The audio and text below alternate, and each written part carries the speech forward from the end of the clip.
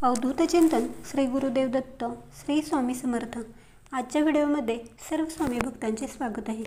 घरातील आर्थिक परिस्थिती ढासळली असेल, पतीच्या नोकरी व्यवसायात प्रगती होत नसेल, सतत कोणतेही अडथळे येत असतील तर दत्तगुरूंची सेवा केल्यास अधिक फळ मिळते। मानसिक तणाव, नोकरीची अनिश्चितता हे त्रास कमी होतात, आर्थिक अडचणी दूर होतात।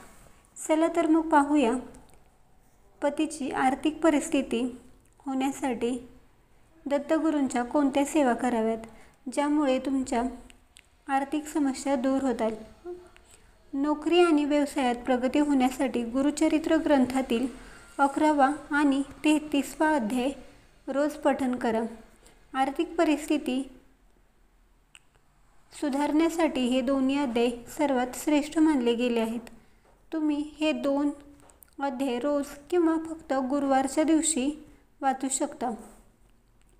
व्यवसायात जर तुमच्या पतीचे पैसे अडकले असतील तर गुरुवारी तुपाचा दिवा लावा आणि त्या दिव्यात चिमूटभर हळद आणि थोडी अक्षता टाका। यामुळे तुमचे व्यवसाय यात अडकलेले पैसे मिळू लागतात। कामात स्थैर्य वाढते आणि गुरुदेवांजवळ संपत्तीचे मार्ग उघडण्यासाठी प्रार्थना करा। घरात रोज दत्त चालीसा, दत्त बावनी आणि दत्त आरती म्हणा। यामुळे घरात सकारात्मक ऊर्जा वाढते। तुम्हाला जर मोठ्या प्रमाणात आर्थिक अडचणी असतील तर गुरुवारी दत्त महाराजांना तूप आणि गूळ अर्पण करा आणि हा नैवेद्य तुमच्या पतीला खाऊ घाला। यामुळे कर्ज दूर होईल आणि अडथळे दूर होतील। पतीच्या प्रगतीसाठी पत्नीने दत्त मंदिरात जाऊन एक दीपदान करा, फुले अर्पण करा, तसेच तिथे झाडू वगैरे मारण्याचा सेवा करा। भिक्षूंना आणि गरजूंना भोजन द्या। यामुळे देखील तुमच्या पतीच्या व्यवसायामध्ये तसेच नोकरीमध्ये ज्या समस्या येत असतील त्या दूर होतील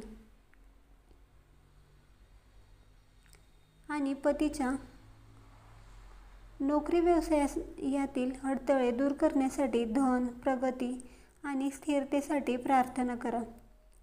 पतीच्या आर्थिक प्रगतीसाठी गुरुचरित्र सेवा, गुरुवारची सेवा आणि गुरुचरित्र ग्रंथातील काही अध्याय यामुळे पतीच्या जीवनात धनलाभ होईल, व्यवसायात वाढ होईल आणि नोकरीत स्थिरता येईल आणि मानसिक शांतता लाभेल। दत्तगुरूंची कृपा जिथे असते तिथे आर्थिक समस्या टिकत नाहीत। तुम्ही देखील हा अनुभव नक्कीच घ्या। तुम्हाला ही माहिती कशी वाटली कमेंट्स करून नक्की सांगा।